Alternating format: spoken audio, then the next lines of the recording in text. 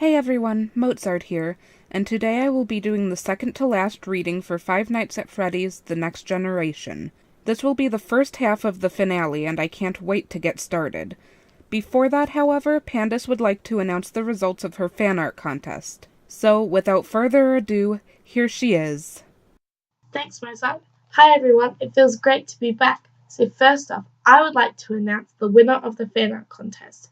And the winner is HTKJTK11897. Congratulations, I loved your work. You did an amazing job. I would also like to give shoutouts to LucasFan375, Sundancer, and Catwings1992. You all are winners to me. Love you all. Back to you, Mozart. I would like to remind the winner of the contest that they can claim their prize by sending a short description of the one-shot they would like written to me, and I'll be sure to pass it on to Pandas. Now then, let's get started. For some children, what they see is a lot different to what actually happens.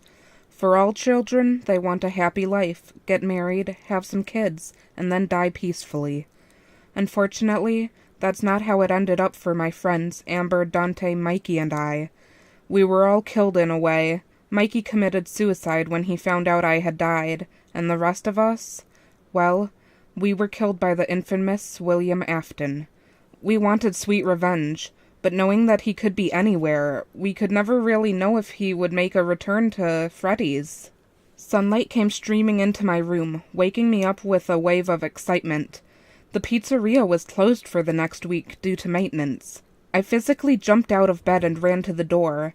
Dad had thought he had seen William again last night and made a massive fuss about it, but it was just the night guard going about his work. When I reached the door, I swung it open and jumped into the kitchen, scaring Dad and Mom, who were making breakfast together. "Good morning, Mom and Dad. How did you sleep?" I asked cheerfully, sitting myself down at the table, picking up the newspaper. Dad seemed tired but still functioning. Mom looked slightly better than him, but not fantastic. Mom put a plate of bacon and eggs in front of me and handed me a knife and fork. I read the front page of the newspaper and automatically my gears stopped.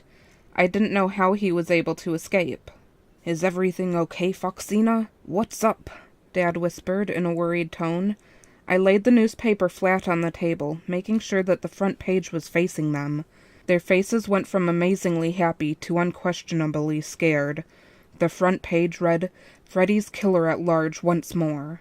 Mom's eyes filled with black tears and she cried into Dad's shoulder. Dad held Mom tightly, but he looked petrified. He flipped his eye patch so I could see that the eye he was hiding had turned black and oil was running from it as his soul was crying. I felt a small pain in my stomach and looked down at my feet. Could it really be true? Could the infamous William Afton be at large again? I picked a tool from Dad's toolbox and headed back to my room. I looked at myself in my mirror. I couldn't imagine what trouble my friends and I would be in if we were standing in front of the very monster that killed us. I saw a large bolt on the side of my head and tightened it. My sensors began to strengthen, becoming more alert. If he came back to Freddy's, I had to be prepared. I headed out the door of my house and went to meet Frank and the rest of my gang. Frank noticed me running up with tears of fear in my eyes. I ran up the stairs and into his arms. He cradled me in his arms and shushed me. "Hey, what's wrong, Fox? Tell me, please, and we can talk about it together," he whispered into my ear. I shook my head and saw his stunned expression. I shook off his arms and my voice was audible again. "No, we need Ben and Senorita. I have some really urgent news." A purple bunny and a yellow chicken slowly walked up the stairs, hand in hand. They were going out too, and saw a table and chairs all around it. Ben and Senorita sat themselves down on one side of the table, and Frank and I sat on the other. I laid out a blank piece of paper in front of us. "I have called you all here today because I have some really disturbing and urgent news to tell you. The reason we are all here together is because of him. He made us roam these halls for the few months we have been open for the very action he made. William Afton might make a comeback. We need to be on high alert to make sure he doesn't claim any more lives. That could be a catastrophe. We need to make a plan. I'll write it on this very piece of paper, so let's get planning," I bellowed in a serious tone. After going through the plan enough times to know it by heart and going through everyone's capabilities, we had a fully formed and amazing plan. Step 1. If sighted, sighter must alert the gang before moving into their position and waiting for the others to be in place as well. Step 2. Once all are in position, wait until target has moved into sight. Our upgrades have, hopefully, been completed upon target's arrival. Once target has been lured to the place of his appearance, Step 3 will come into play. Step 3. Once the target has been backed into the corner with his next victims, we will appear behind him, blocking the escape route. Step 4. Foxina will get his attention, while the others slip past her, 2 standing in front of him and 1 secretly slipping behind him to save the victims. We will start our combat fight. While Benjamin, Frank, and Foxina are fighting, Senorita will slip past the fight, returning the children to safety to their parents and telling staff what happened so they can contact the police. Step 5. When police arrive and arrest him, everyone in the pizzeria will be sent home and the pizzeria will be closed for interrogation. I looked at the plan and looked up at the gang. Does everyone remember their roles and capabilities? I asked, flickering my eyes from one person to another. Senorita began to speak. If I see the target, I will contact you immediately and get into position. My position is in the kitchen. Once you come and collect me, I will help block the entryway. While you guys fight, I will slip past him and rescue the children. I will slip past him again and return the children to their parents. I will then proceed to the kitchen where I will alert the staff. They will contact the police. Once the police arrive, I will return to my spot on the show stage and wait for Ben, Frank, and you to return to your places, and wait until the lights are turned off. I nodded in agreement, and she went back to staring into space, lost in her thoughts. I looked over at Benjamin. I will be standing by in the backstage area. If called, I will assemble with Frank and Foxina. Before we start, we will be standing in front of him, and I will distract him by asking him what he's doing. If he has his back turned, I will be looking around his pockets and belt to see if there is anything there. Once I have found everything in his pockets, I will start to guide the children into the office so Senorita can slip through without being seen. Once Senorita has entered the office, she will close the west hall door. What Senorita said will continue on from there. Benjamin took a deep breath as if someone had deflated his lungs like a whoopee cushion. We went through everyone's version of the plan before heading home. Dad sat at the table with his head in his hands. He looked a little disappointed. He saw my shadow as I entered and picked himself up and came towards me. "Hey, lassie, what were ye doing out there with the gang?" Dad asked, wiping sweat from his forehead. I looked back toward the stage where I saw Chica and Freddie talking with their children, practicing one of their songs that Frank wrote. "We were planning I racked my brains to find an excuse to keep Dad from worrying. "An awesome stage show. It's going to be the best one yet," I piped up, sweat pouring down my face like I was standing out in the rain. Dad looked at me as though he didn't believe me, which isn't a surprise, as I am not a very good liar. "If you say so, Foxina," Dad whispered as he walked out of Pirate's Cove, closing the curtains behind him. I sighed with relief. Even though my lie to Dad wasn't anywhere near okay, I slowly walked towards my room and opened the door before closing it behind me. I looked at myself in the mirror, realizing that I was tensing up with stress so much that my metal body was shaking. I took a deep breath and sat on my bed. I crossed my legs and closed my eyes, letting everything go, even my metal clutches. I rose into the air, hovering above my metal body. I floated away from my body and placed myself on the floor. I walked to my mirror and looked at my reflection. I had barely changed, even though it had been 3 years. Visible tear tracks ran down my cheeks. I looked at my former self, as though it was a complete stranger. I started to sob quietly, but quickly stopped before I lost myself in tears. I dried my eyes and sat on my bed. All that was on my mind was my human family. It had been 3 years since I had been killed. Charlie would be nearly 6 years old now, and hopefully will come here for her birthday, which is in a few days' time. It suddenly hit me, and I was so excited I jumped back into my animatronic and raced out to the backstage, where Frank was examining a strange figure in the corner. "Hey, sweetie, what are you doing?" Frank asked as I was rushing around trying to find a piece of paper and a stamp. I haven't seen my human family for 3 years, and my little sister's birthday is in a few days' time. I was thinking we could personally invite her for a birthday at Freddy's, I squealed excitedly. He smiled at me, then walked over and kissed me on the cheek. I blushed so deeply that I could feel it in my soul. He took me by the hand and took me home so we could work it out together. After collective hours of writing and rewriting my invitation to my real family, I had finally signed it with my signature and stuck the stamp on it. I went to the night guard's office and banged on the door. A startled shout came from inside. "Ah, go away, Foxina! I don't want you to scoop my innards out!" she shouted. I snickered. I had threatened to scoop her if she didn't open the door. "Don't worry, Marilyn. I'm not going to scoop you. I need you to run an errand," I shouted through the door. I heard her take many deep breaths and eventually opened the door. I stepped inside the small, confined area with a cupcake plush in the corner. I looked at Marilyn, who was wearing a security guard outfit. She had dark red hair, deep blue eyes, and fair skin. She clambered to the back of the office and sat in the corner. She had sweat pouring down her face like a waterfall, and her face was turning red. She fished around in her pocket and pulled out a bottle of stress capsules and shook 2 into her hand before grabbing a bottle of water and swallowing the pills. "So, you said you had an errand for me to run? If this was a trick to get in here, I swear I will talk to the manager of this haunted place," Marilyn whispered, putting on a brave face, but deep down she was scared. "That's right. I have a personal invitation for some very special friends of mine to come here for a party. Do you think you could put this in a letterbox when your shift ends?" I asked in a sweet voice. Before she had time to answer, the grandfather clock chimes began to play, signaling that Marilyn's shift had ended. Marilyn grabbed the envelope and stood up. She straightened her hat and took a deep breath. "Sure, I'll deliver this letter to the letterbox," Marilyn said proudly and left the office. After she left, I smirked and whispered to myself, "Don't count on it happening often." I walked back into Pirate's Cove and dragged myself to bed, but I couldn't sleep. Something was nagging me, but I couldn't put my finger on it. I tried to sleep on it, but no matter how many times I tossed and turned, I couldn't get comfortable. I sat up and went to the bookshelf in the corner of my room. I traced my finger over the books until I found the right one.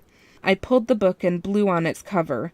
The title became visible, and I read aloud, "Foxina's Journal." I sat down at my desk and opened the journal to a blank page. I dipped my feather pen into the inkwell and began to write. My page read, Entry 19, date August 23rd, 2003. It is very late at night and I cannot sleep. There is something that's nagging me about my human family never coming to the pizzeria. What if Mom never told Charlie about me? That might be why they never came. Anyway, I'm going to get ready for the opening time. Signed, Foxina. I put my journal back into the bookshelf and opened my closet to see a strange figure in there. I grabbed them by the shoulder and they fell to the ground. It took a split second to realize that it was no stranger but one of my very best friends. "Benjamin, what are you doing in my closet?" I asked, half out of fury and half out of confusion. Ben coughed twice as if everything in my closet was never washed. "Man, Foxina, you should really clean out your closet." Ben coughed again. I cocked my head to the side and gave a weird look. "Oh, come on, Benjamin, it's not that bad." I was cut off by him nearly shouting. "There's a freaking dead rat in there, and your clothes smell like armpit oil," he shouted, making my cheeks burn red. He then slapped a hand to his mouth as if he had forgotten something. "I forgot, I had a date with Senorita tonight," he whispered to me. "I have to get ready." He went to run when I grabbed him by the shoulder. "Benny, it's nearly 7 a.m. It's nowhere near time for your date. You should probably get to the show stage," I whispered in one of his very large ears. He became less tense and came to realization. He mumbled something and left. I grabbed my captain's outfit and put it on. As I straightened out my pirate's hat, Mom's parrot flew through my door. "Note from your mother! Note from your mother! Rock!" I looked at a crumpled piece of parchment attached to the parrot's leg. "Thanks, Lolo. Tell Mom I said good morning. Are Dad and her on the ship?" I asked the parrot as I untied the note from her leg. She nodded, and once she saw I had the note in my hand, she spread her metal wings and flew out my door. I opened the note and read it. Foxina, your father is starting to break down. There is no reason to panic, but I want you to know that he might be shut down for a while. Please don't worry, he will be fine. He will be in the parts service room, so you can visit him whenever he isn't being fixed. He might be gone for a while, but be a brilliant pirate and stay strong for your father. Love, Mom. I read the note over and over, making me sadder and sadder every time I read the first line.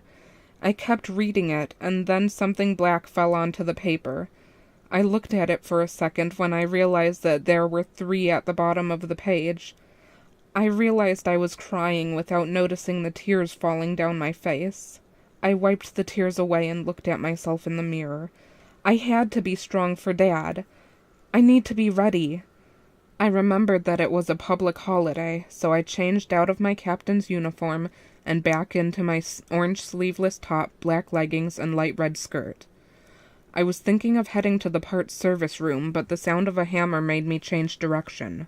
I followed the sound to the backstage area where I saw Benjamin pounding away at some metal. I cleared my voice and he nearly jumped out of his endoskeleton. "Oh, it's just you, Foxina. I was just about to look for you. I need your hook," he mumbled as he pounded away at the metal. "Why do you need my hook?" I asked as I untightened the hook from my hand and placed it in front of him. He put down the hammer and took the hook part out of the holder, and I was very unhappy. Frank walked in carrying some pieces of metal and was followed by Senorita with some planks of wood. "Ah, great, you're back. Frank, you can put those pieces of metal in the corner, in that spare head. And Senorita, my lady, you can put those planks of wood on the table here," Ben started to order. As Senorita stood beside him and put down the planks, he gave her a light kiss on the cheek, making her blush a little. Benjamin gave me back my hook and ushered me outside. He had put up a target and placed a big purple scribble of paper on it. "I want you to aim your hook at the drawing and see what happens," Ben whispered in my ear, shifting my hand to where the target was. He took a step back and waited for me to do it. I swung my arm back and imagined I was throwing a ball, and my hook came out of its place and was attached to some strong rope, and I hit a bullseye. My hook unhitched itself from the target and retreated to its placement. I stood astonished and tried again. This time ninja stars came out and hit the picture in all different directions. I looked at Ben thankfully and ran past him to show Frank. When I showed Frank, he was amazed.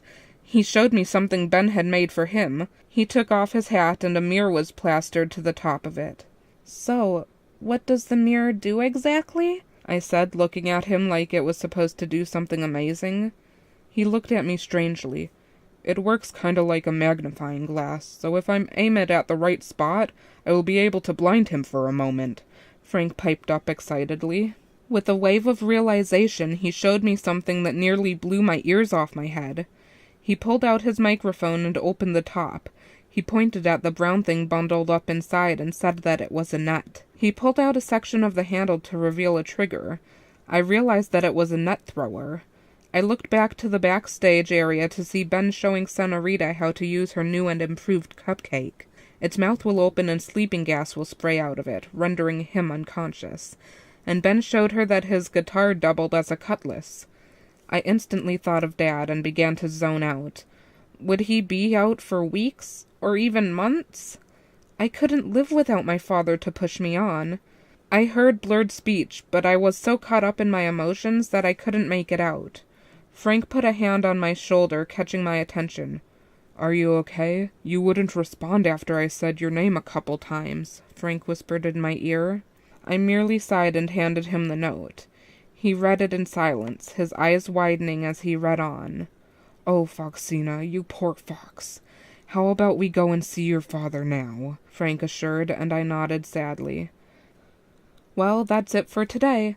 The final part should be up within the next couple weeks. Thanks so much for watching this video, and remember, if you enjoyed it, you can leave a like, comment, or maybe even subscribe. I'll see you all next time. Bye!